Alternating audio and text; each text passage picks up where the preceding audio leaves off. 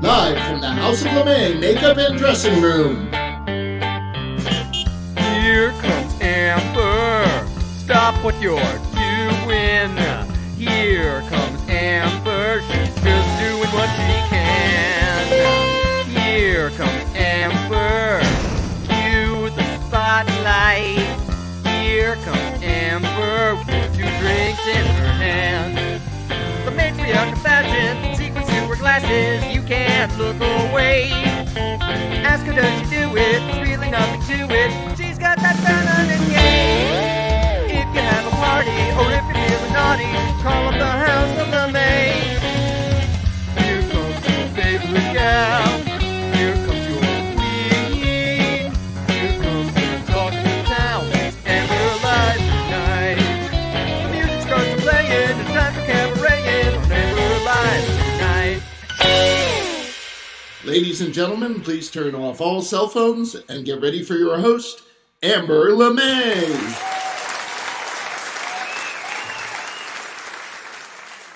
Southern Decadence is an interesting combination of all the best parts of Gay Pride Month and a little bit of Folsom Street Fair mixed in too.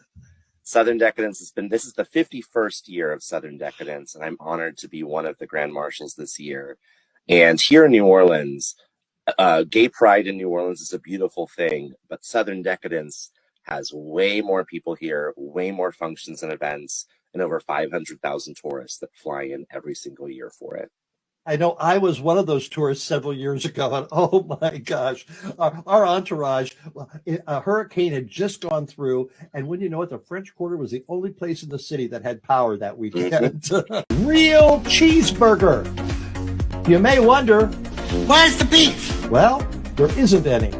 Thailand's offering was a sesame seed bun, 20 slices of American processed cheese, and nothing else. If this interests you, you're too late. The sandwich was discontinued last week. And it's a beautiful space for men to gather, to work on their bodies, to work on their emotional selves, to work on their intellectual selves, to share wisdom and knowledge that we normally don't get in our day-to-day lives. The way we run these retreats is there is one physical activity per day, usually in the morning, and it's primarily yoga. Sometimes we'll have a personal trainer come, or we'll do some sort of functional training, but there's no prerequisites. All you have to do is come with an open heart, an open mind, and to leave your ego at home. And as queer people, we typically don't have safe spaces to have solidarity and a spiritual connection. And so it was really important for me to create that space to allow other people to have that connection, or to foster that connection. Right? Add Ginger Gates to the list of Barbie haters. Gates and her husband, Florida Congressperson Matt, I like teenage girls, Gates, attended the movie's Washington, D.C. premiere. Afterwards, she tweeted, "The 2023 Barbie movie unfortunately neglects to address any notion of faith or family and tries to normalize the idea that men and women can't collaborate positively. Yuck!" I thought the movie was a satire, not a documentary.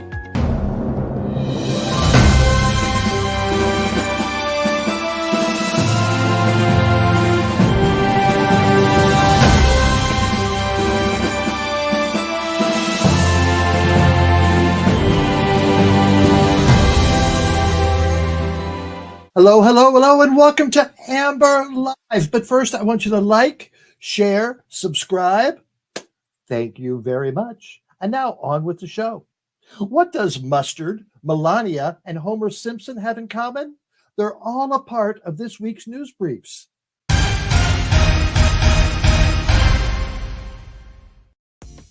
Over the past few weeks, we've mentioned Skittles, the taste of the rainbow candy treat, several times. First, there was their special Pride Month packaging. And then there was Tristan Satina, who was charged with attacking people in Minnesota restaurants by throwing Skittles at them. But this next Skittles-related story is really leaving a bad taste in my mouth. Whether you knew it or not, August 5th was National Mustard Day. To commemorate the occasion, the folks at French's Mustard teamed up with the Mars Candy Company and, created mustard flavored Skittles. French's employees traveled along the East Coast in a bright yellow mustard mobile with giant mustard Skittles on top, so fans of the candy and mustard can taste test the new flavor. This just doesn't cut it with me. No one was surprised to hear that donations to Donald Trump's presidential campaign was going to pay for his legal bills. I mean, come on, even a supposed billionaire would have trouble paying for all of those lawyers. But guess who's getting $18,000 a month? Meet Hervé Pierre, who on the payroll is listed as a strategy consultant. But he's actually Melania's personal stylist. He says, my role is to dress the First Lady and advise her. I'm not a stylist, I'm an advisor, and she is adamant about that. Yeah, that's what he told Vogue magazine back in 2017. Now, you can put a kitten in the oven, but that don't make it a biscuit. He's a stylist. The guy knows his way about the White House. Previous clients have included First Ladies Hillary Clinton, Laura Bush, and Michelle Obama. You know what? I really don't care. Do you? It was a special Taco Tuesday in Arkansas this week when a truck carrying multiple packs of nacho cheese spilled over Interstate 30, according to the Arkansas Department of Transportation. And not just any cheese, but Rico's gourmet nacho cheese sauce. The spill closed part of the highway as crews cleared the cans and cheese. I can only imagine how Homer Simpson would react. Nacho, nacho man. I want to be a nacho man. And that's this week's news briefs.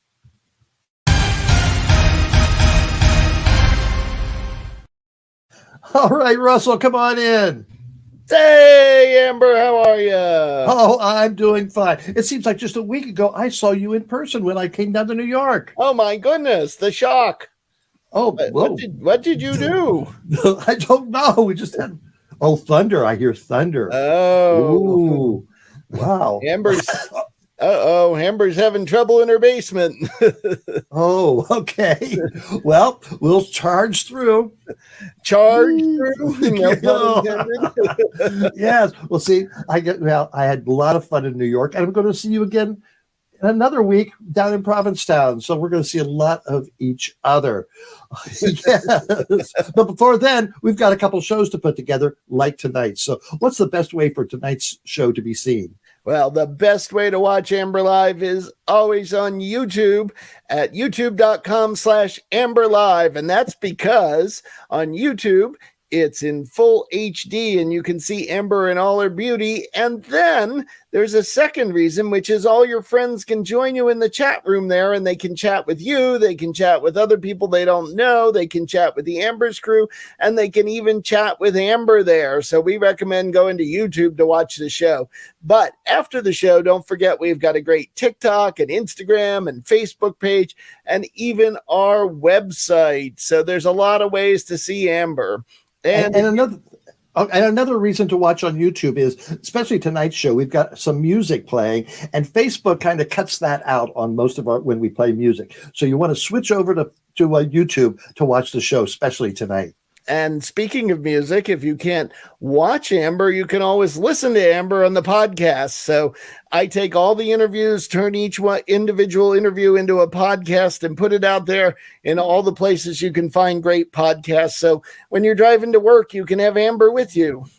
Yes, I know people who do. All right, there's something else you want to talk about, Russell? Of course, and that's the people who keep us running, and that's our bustiers. We love our bustiers, including Super Bustier, Larry Lamori, and all the other bustiers, some of whom I recently saw when you were here in New York.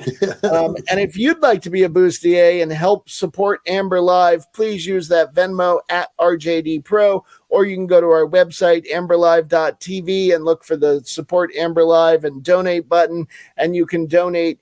Any amount is welcome. It's vital to keeping the show going and paying for the bills for this software, apparently for Amber's lights tonight, and who knows what else. But yeah, there are bills that come in all the time to keep this going, and we appreciate our bustiers who help keep us there. And we'd love for you to become a bustier. $5, $10, whatever you can afford. It's a big help. Yeah, that's right. This is our 160. Second 61st show.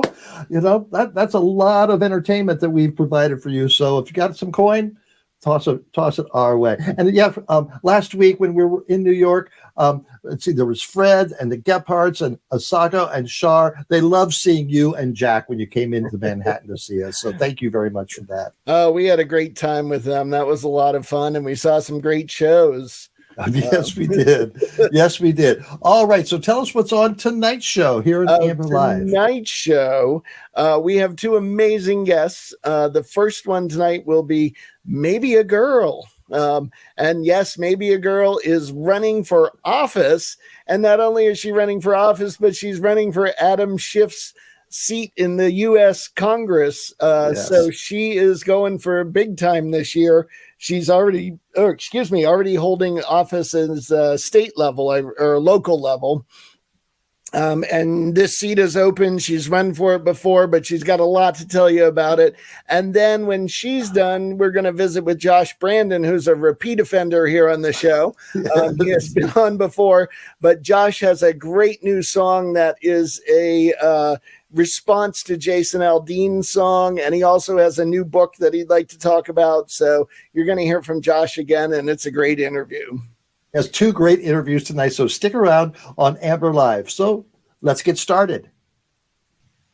Our first guest tonight is Maebe A Girl. Maebe was the first drag queen ever elected to public office in the United States when she joined the Silver Lake Neighborhood Council of Los Angeles in 2019. Before LA, Chicago was her home, and she's known for her impressions of Melania Trump, Betsy DeVos, Kellyanne Conway, Sarah Sanders. Oof. She recently announced she'll be running for Congress to succeed Adam Schiff. Let's meet her. But first, here's a video of some of her work.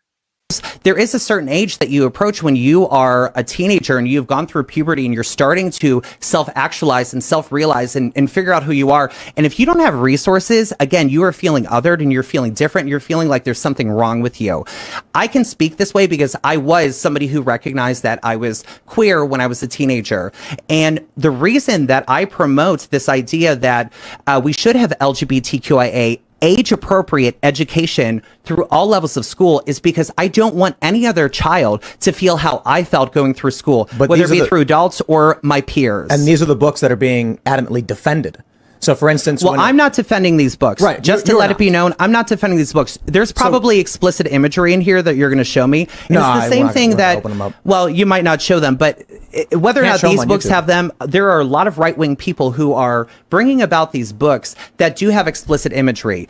I don't condone that. I don't think that we should have books for, elementary school students that depict images of people getting blowjobs or having intercourse. I disagree with that. What I agree with is age appropriate, letting people know that queer people exist, that cis heteronormative culture is not the only thing out there. And you yourself might be queer and don't think that there's something wrong with you because it's not everything that you see around you. You can't change your sex. You can't change your gender.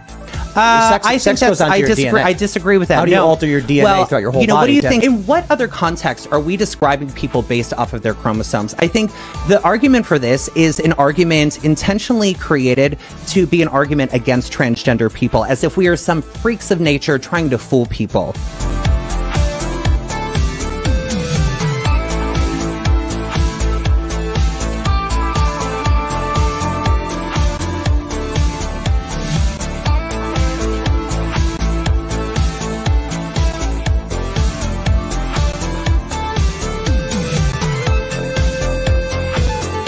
Queer people, trans people, we're actually making this a better world for everybody. We're saying you are welcome to be you as you are. It should be about the greater good for everybody.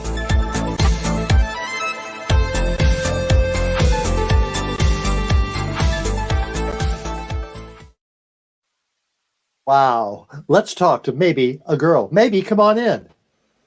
Hey, Amber. Thank you for having me.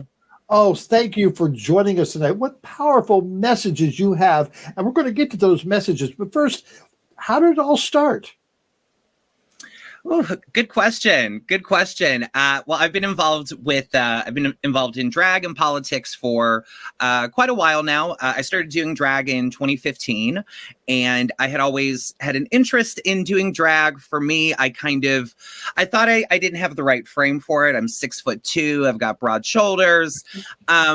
But when I started doing drag, I came to the realization that you don't have to look a certain way or have certain features to be able to do drag. You don't even have to be a certain gender.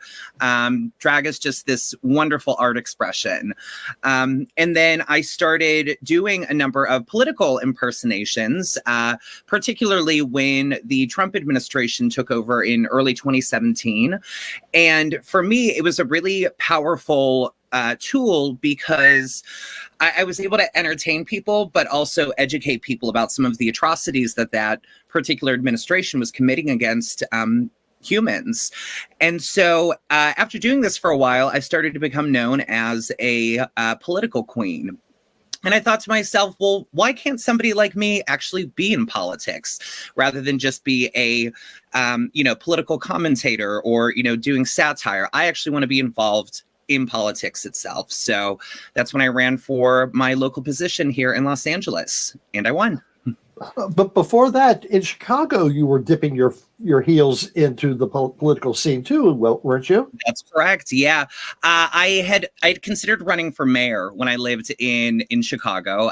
We started the signature gathering process, and you needed to get, I think, around 12,000 signatures to get on the ballots. We were only able to get about 1,200 at the time. But, with a really small team and just a few weeks work, it was clear that was not going to happen. So I sort of laid politics to rest for a while until I started doing drag.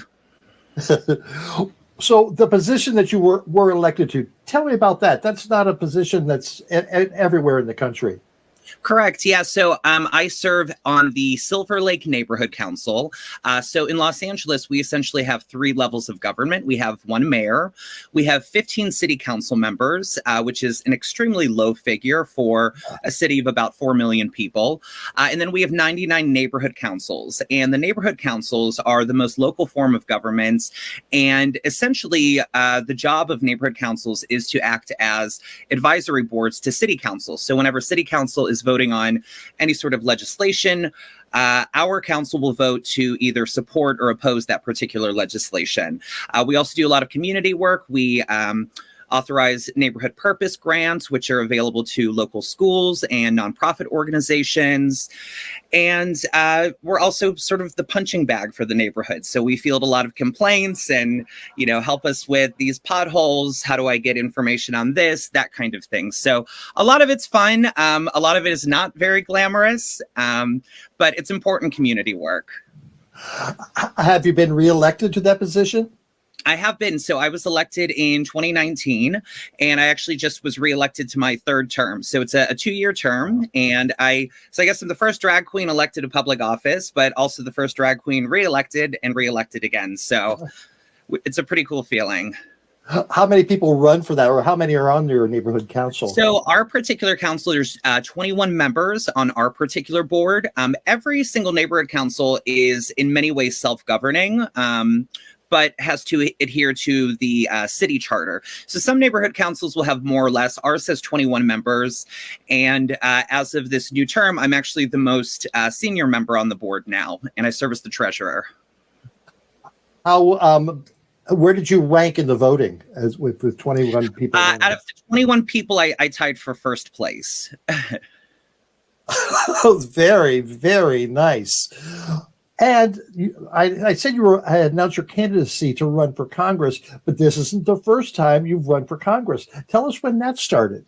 Yeah, so I decided when I was elected to my local position, for me, it was a really inspiring moment because, I didn't know if I would get any votes. I think that's the big fear of any candidate running the first time is that you look at the results and there's one vote and it's the one vote you casted for yourself. So for me, it was really an exciting experience to be elected as I am. I usually get all done up for my meetings and, unapologetically queer about everything. So that was a really inspiring thing for me. And it encouraged me to run for higher office. I thought about running for city council. I thought about running for state assembly, even state senate. But at the time, I was mostly satisfied with my representation. So the only category that I was dissatisfied with was my congressional representative. And so I decided to mount a challenge. And so I ran in 2020. We came in third place out of 8 candidates in 2020, which is a pretty cool, for being a first-time congressional candidate. Second time, which was 2022, we did remarkably well. We ended up coming in second place out of 9 candidates, and I moved on to the general election. It was the first time that a trans non-binary person has ever advanced to a general election for a seat in U.S. Congress. And unfortunately, we didn't make it all the way, but it is an open seat coming up in 2024. So considering we came in second place and now the first place winner is moving on, I think we have a really great chance of actually making it to Congress.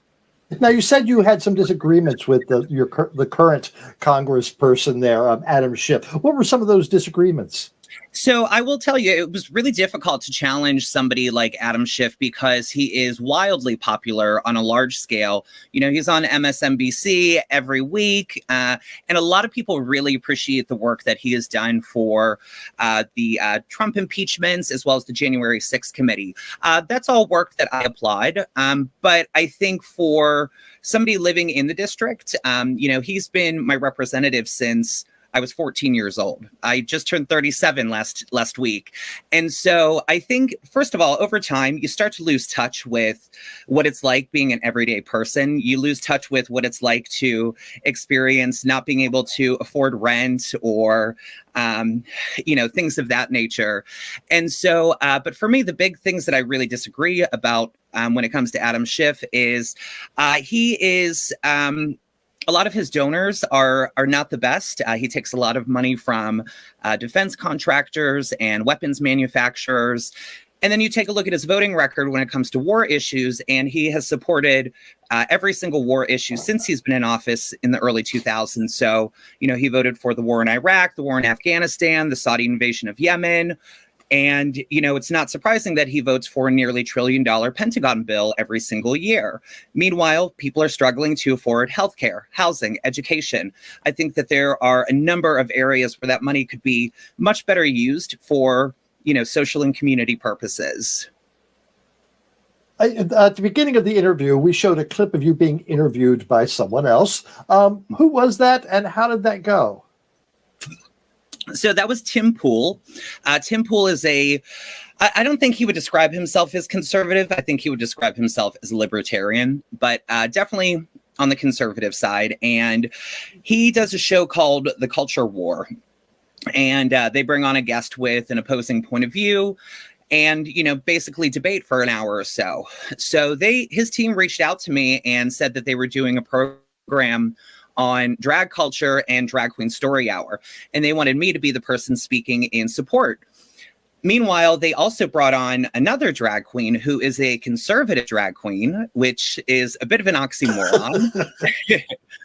And so, basically it was almost kind of like 2-on-1 because Tim Pool was the moderator, and then he had this other drag queen on speaking against Drag Queen Story Hour. And it was really interesting because they flew me out to do this podcast, and we filmed it. It was right on the border of Maryland and West Virginia, middle of nowhere. It was on a compound. It was a little bit scary.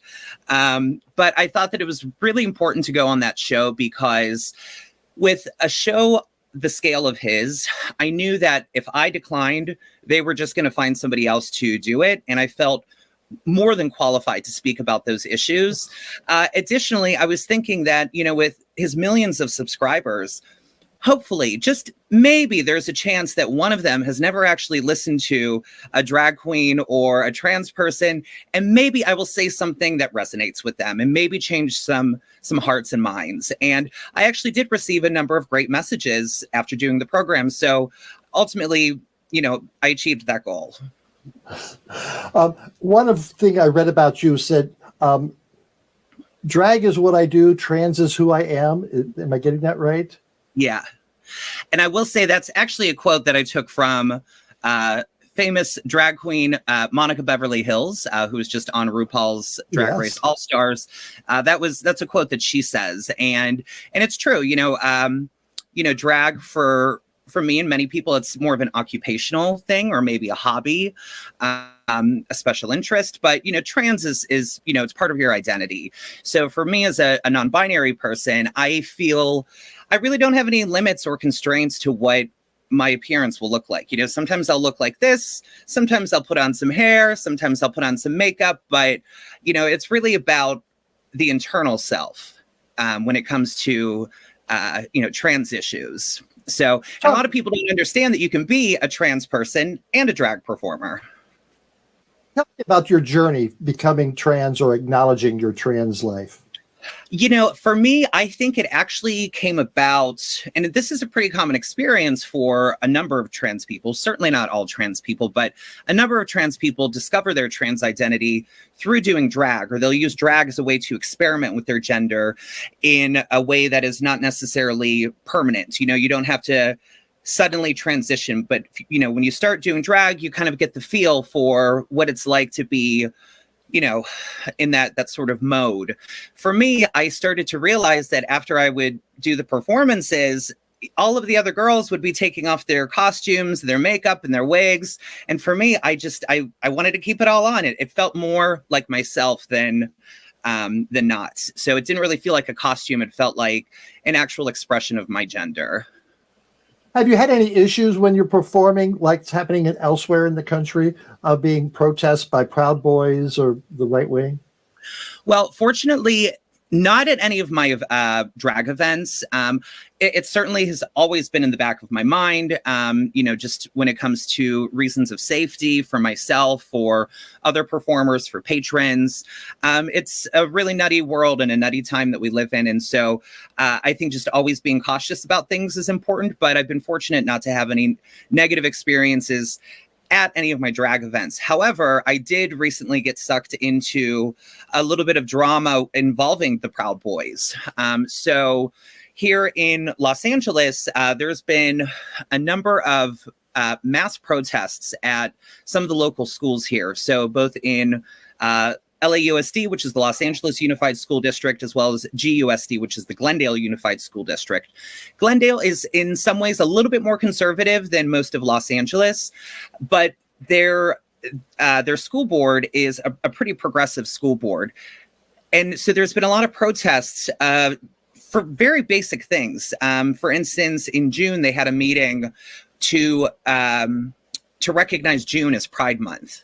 Very, very mild. And for some reason, this caused a huge protest. Proud Boys were there, Gays Against Groomers, which is a right-wing group, and just a lot of really bad actors. And so I've been getting a lot of harassment online, and it's been scary for sure. But it's just indicative of what's happening, all across the nation.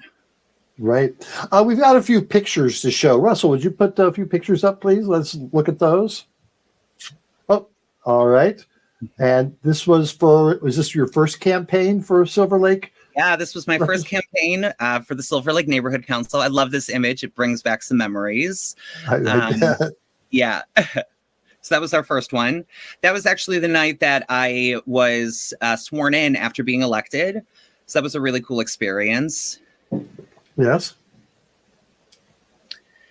And this is one of our flyers for this particular election cycle. So it's got, our logo, maybe for Congress, our slogan, which is working for change, neighborhood to nation, and then a number, but not all of our policies. Wonderful. How is your campaign going? It's been wonderful. We have had such a great experience. I think especially because we came so close last year, because we made it to the general election.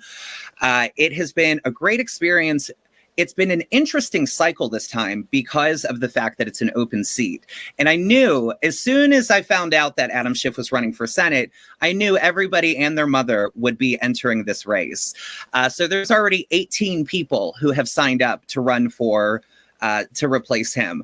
I'm the only Democrat that has run for this particular seat before. So, we're going in with name recognition, having been on the ballot 3 times, primary 2020, primary 2022, and the general election 2022. So, we have a lot of advantages going in.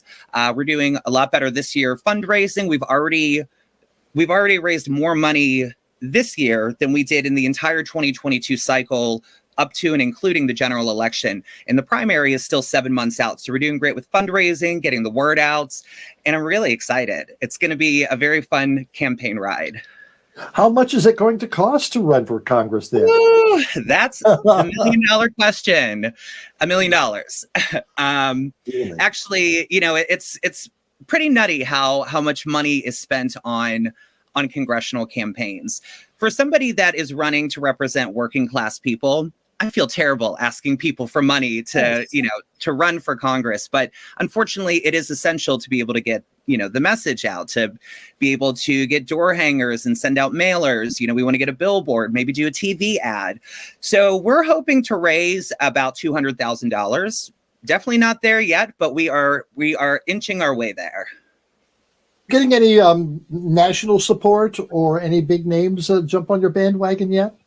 Yeah, absolutely. I would say our biggest endorsement so far, we've been endorsed by Marianne Williamson, who is running for president. She ran for president in 2020, and she spent a lot of 2022 trying to get progressives elected to the U.S. House and U.S. Senate. So I got to know Marianne Williamson pretty well over the past few years.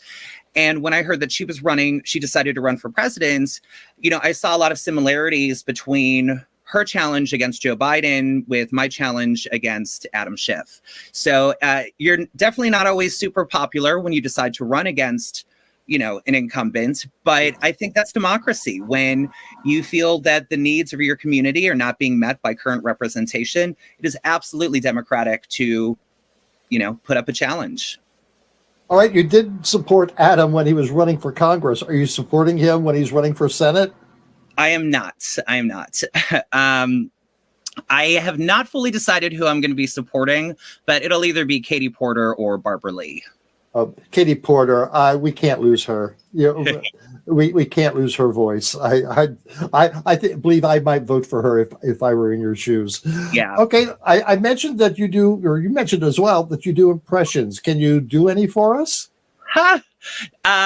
Not at present. More so because the impersonations I do, they're more like sort of cosplay, makeup impersonations, and I will lip sync to a track. So I'm not the best at actually doing a vocal impersonation. I can only do me. Totally understand. So if I came to see you, if it said outside that maybe a girl's performing tonight, what would I see in your show?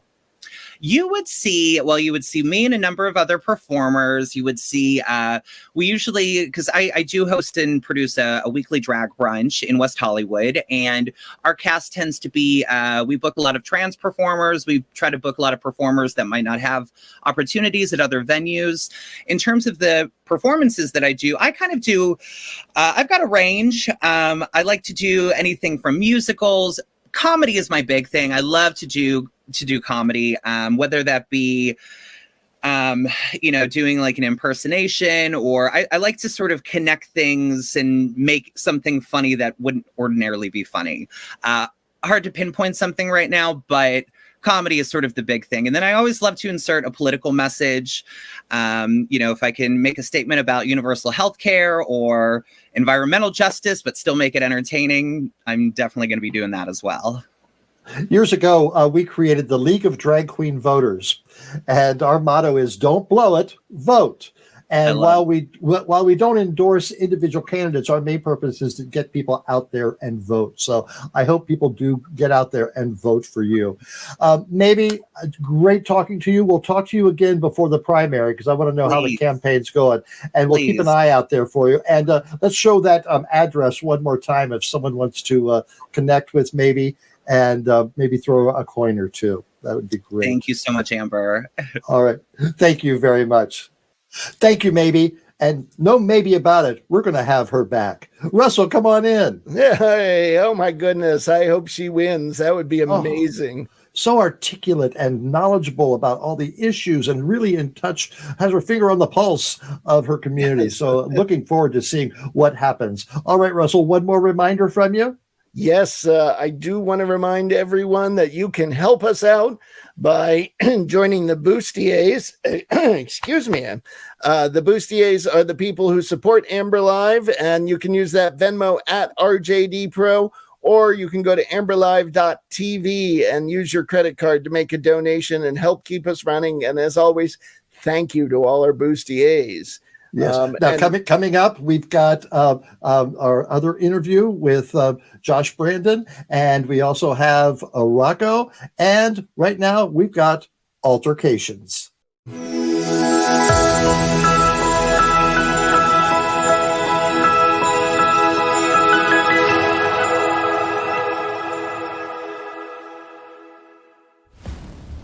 For the past year, state and local governments have attacked and passed laws targeting drag queens, accusing us of grooming and molesting children.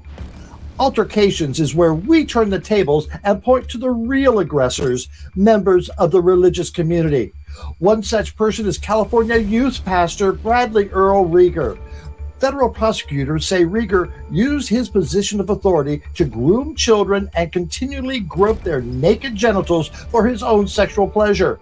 Local police first received reports in 2003 of abuse by Rieger, who, and I quote, never seemed to run out of teenage boys whose genitals he could fondle under the guise of medical exams. That was 20 years ago, and he's just now being arrested? Many of the alleged assaults took place in multiple foreign countries during mission trips. Meanwhile, in Florida, another youth pastor, Rashad Williams, was reported to the Jacksonville Sheriff's Office after it was discovered that he was in a sexual relationship with a 16-year-old victim, according to a warrant for his arrest. He was arrested and booked into the Duval County Jail in June. The victim told police that he went to Williams' home several times for Bible study. When he was approached by police, Williams spontaneously told the officer that he is working with a student through his church, that the student is struggling with the same-sex attraction. The struggle is real. And for our third assailant of the week, there's Ohio youth pastor Matthew Reef. This Licking County, yes, I said Licking County, man was sentenced to 25 years in prison for victimizing at least 52 boys. He was able to gain access to some of his victims through his role with a church youth group. Court documents say Reef offered gifts and money to victims and would ask them to participate in sexual acts. Who would you trust your child with? A youth pastor or a drag queen?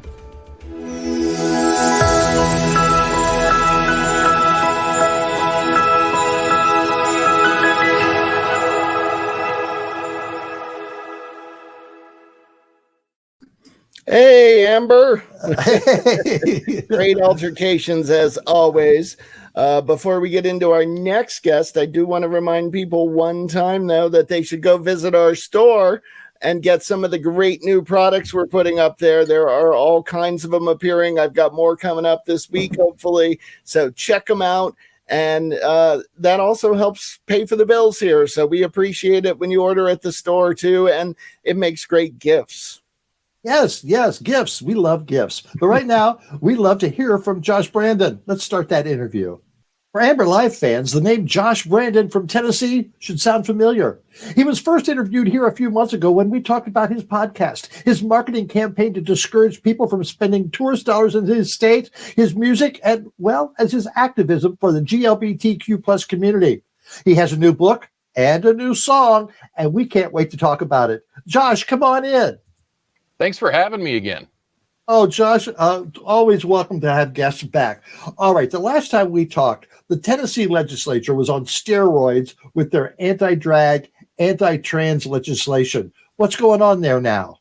You know, we seem to have had a little bit of a slowdown as far as the really oppressive stuff. You know, some judges have overturned some stuff, stayed some of that legislation. So As I expected, I thought a lot of that over the last 8-9 months was a little bit strategic, maybe performative for some governmental reasons. But I'm not saying that Tennessee has gotten any easier for marginalized communities to be in, but we're not having the threat of some pretty crushing legislation as much as we were 6 months ago.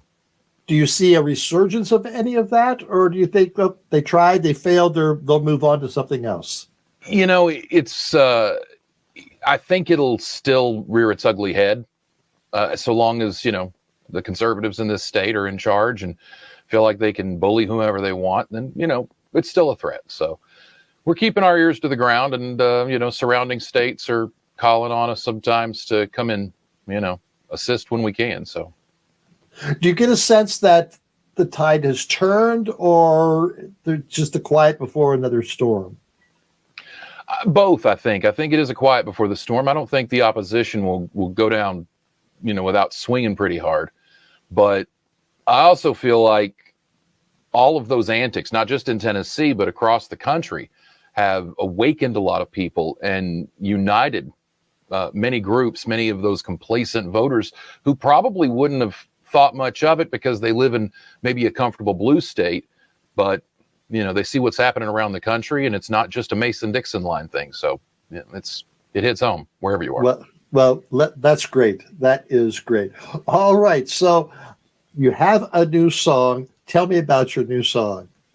Well, I worked in country radio for the better part of maybe 15, 20 years or so. And when all this Jason Aldean drama came out, it made me think about all those songs in country music that I played over the years that I didn't see necessarily as dangerous. But that song in particular, in today's atmosphere, is. Okay, let's back up a little bit. Sure. Some of my viewers might have heard of Jason Aldean and of the song.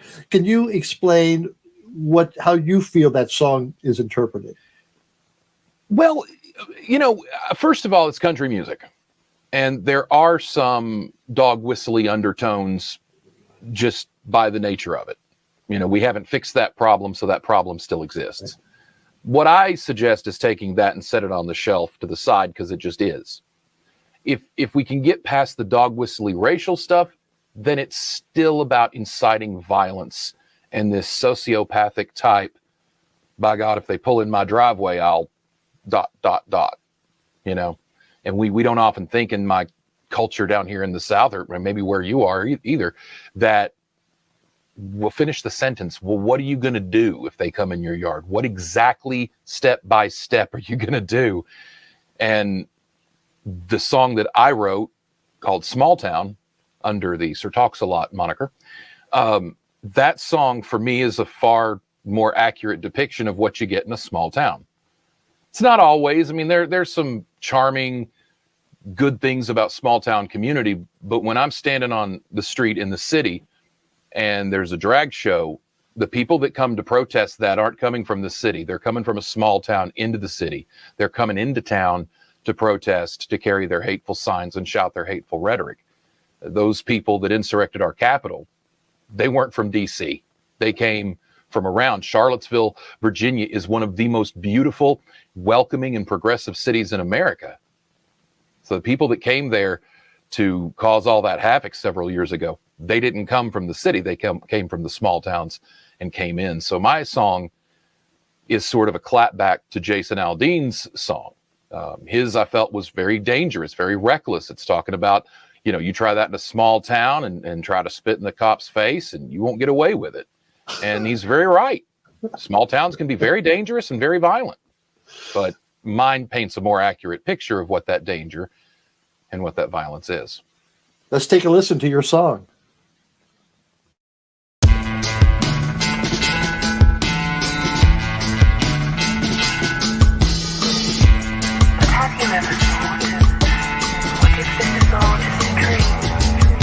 You see them coming from miles away, their flags and their feelings on full display. To a proud, bloodthirsty, unashamed hunting humans is the way they was raised. They boast and they brag about what they want to do, looking for any chance to come unglued, to get away with murder while they back the blue. Licking boots is what they's raised to do. If you step in their yard, you won't make it out alive. If you tread on their small minds, you'll be terrorized. Pretend to praise their guns, their God and their pride, while the NRA, their preachers and their leaders lie. That's what you get in a small town. That's what you get in a small town. That's what you get in a small town. That's what you get in a small town. They deny their hate while they erupt in rage, crying about the riots that they all staged, loading their guns, dressed in black, belly stick, body armor on the attack, breaking windows, throwing bricks. Look at Antifa, lying son of a bitch, taking life with no regard, entitled as hell, you bigot Beauregard. If you ain't like them, you better hide. If you tread on their small minds, you'll be terrorized. Pretend to praise their guns, their God and their pride, while the NRA, their preachers and their leaders lie. That's what you get in a small town. Lynching, attack dogs, police, water hoses, whitewashing history so the grandkids won't notice, passing laws just to tear us down, church and Nazi rallies terrifying towns. People are right, but many are silent. People are right, but many are silent. People are right, but many are silent. People are frightened, so many are silent. People are frightened, so many are silent. People are frightened, so many are silent.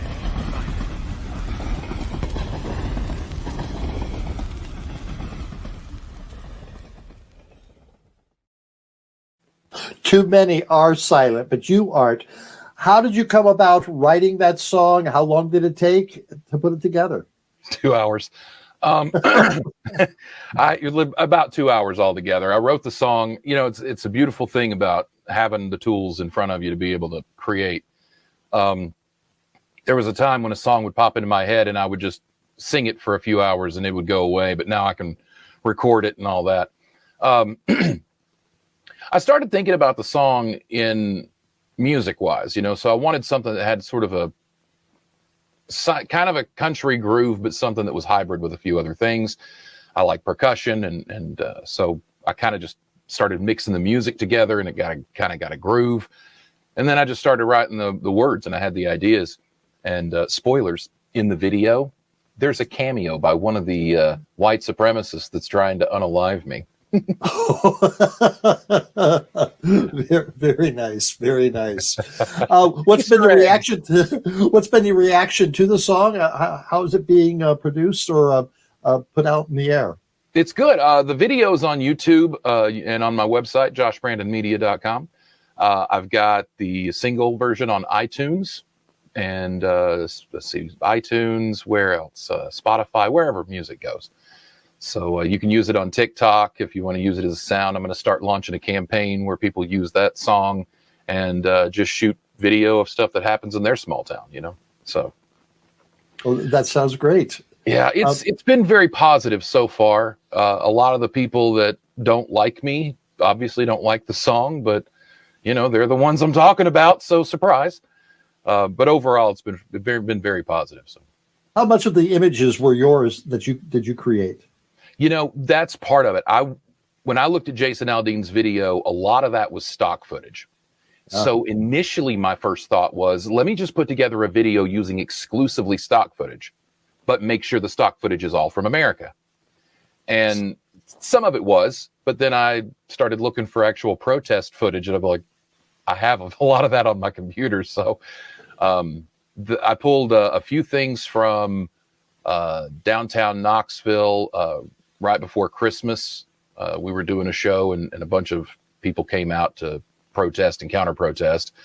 I pulled up something from the January 22nd Cookeville action where the Raw Story article we talked about in the last interview was from. So a lot, it's just different stuff. And January 6th footage, just the January 6th footage actually just happened to be the guy in the mask and the gas mask. That's the same guy from the very beginning of the interview that's flipping the bird. And that's the guy that's been plotting against me and stuff. So I thought, he just sort of hit a triple crown there. He was there at the protest, he was there at the insurrection, and now he's in my video. Congratulations. Thank you.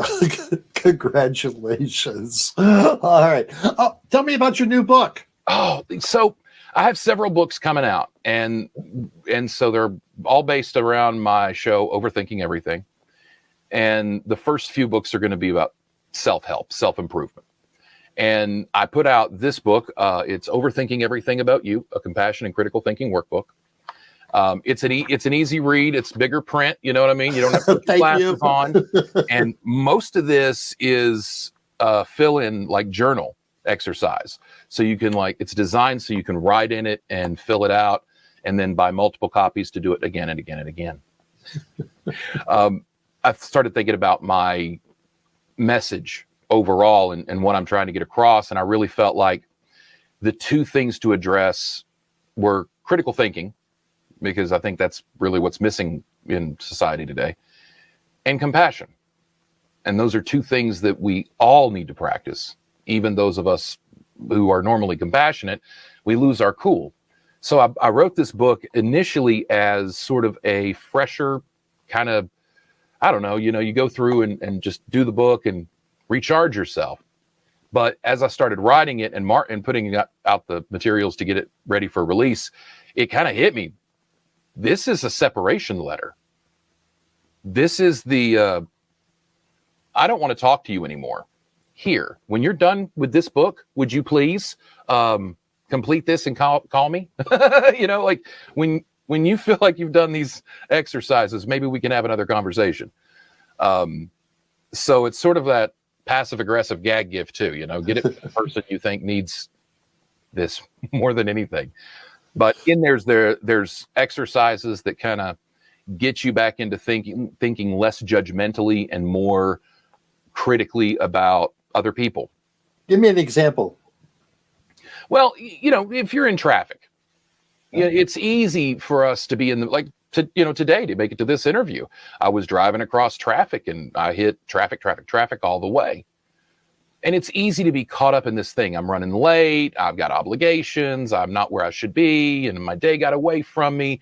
And we tend to make that other people's problem.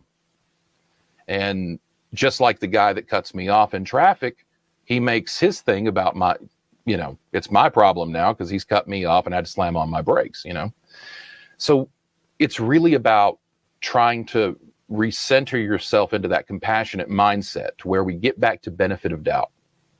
That's the first thing that goes, right? Whenever that person pulls in front of us, he's a jerk. They're this, they're that. You're flipping birds, you're shouting. Even if you don't put any of that out to anyone else, it's internal and you're, discombobulated. So in this book, it's sort of a reminder to start seeing people as people again, even the people that have wronged you. Because the peace and forgiveness comes, for you, not so much for them, so that you can have peace. And the critical thinking, those exercises are geared more toward trying to deconstruct a headline. We get these stories in. When you texted me about, some of the news and the indictments and everything, and then I pulled the headline up, and I saw what you were talking about. So when I see a headline, those headlines are usually geared to your algorithm. Like if you open more of these stories, you'll see more of these stories. So the exercises in this book are about taking that headline, breaking it down in different ways to see how differently it can be taken, as an understanding of how far we can be apart on opinions. One headline, two people read it completely different ways. So if you know how to do that, if you know how many different ways one sentence, one headline can be taken, then it helps you navigate other people and their opinions, if that makes sense. Not necessarily to disprove anybody or to debate anybody, but going through these, looking at synonyms, looking at the telephone game. Like, take this idea and tell it to me 3 different ways, but tell it to me using words that sound similar but aren't. So it's just a really interesting way to come away from this and look and say, oh, wow, it's not just all about the way I see things. There are many different ways to see things, right, wrong, whatever it is. So for somebody who needs the reminder, then it's a good introduction to the books that I've got coming out later this year. But as somebody who is completely devoid of compassion and critical thinking skills, it makes a heck of a gift. What got you started on this? What did you wake up one morning and go, I need self-help, so I'm going to write a book about it? Or, where's it come from? So much of what I do is so pointed. My TikTok content, it's sort of sharp and sarcastic. I have a little more fun with that than I do overthinking everything as far as, making my points. But with this, I really wanted to leave something out in the world that was positive, something that was, well, I'm like breakfast cereal, right?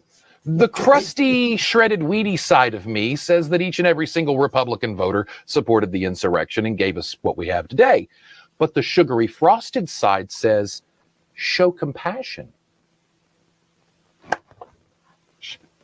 Then that's your frosted mini wheat reference of the day. Not sponsored.